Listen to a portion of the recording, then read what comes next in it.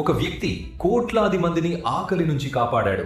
కానీ అదే వ్యక్తిని ప్రపంచంలో అత్యంత ప్రమాదకరమైన శాస్త్రవేత్త అని కూడా పిలుస్తారు. 1868లో జర్మనీలో ఫ్రిట్జ్ హ్యాబర్ జన్మించాడు. చిన్నప్పటి నుంచే అతనికి కెమిస్ట్రీ అంటే చాలా ఇష్టం.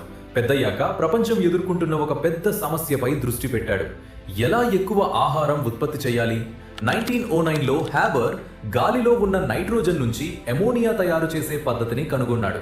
ఈ ఆవిష్కరణ వల్ల ఎరువుల ఉత్పత్తి విపరీతంగా పెరిగింది.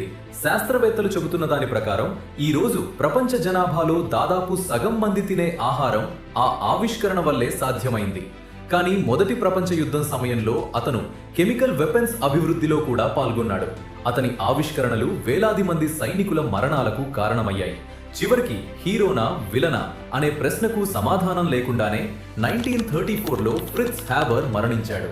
ఒకే వ్యక్తి ప్రపంచాన్ని కాపాడాడు, అదే సమయంలో ప్రపంచాన్ని భయపెట్టాడు.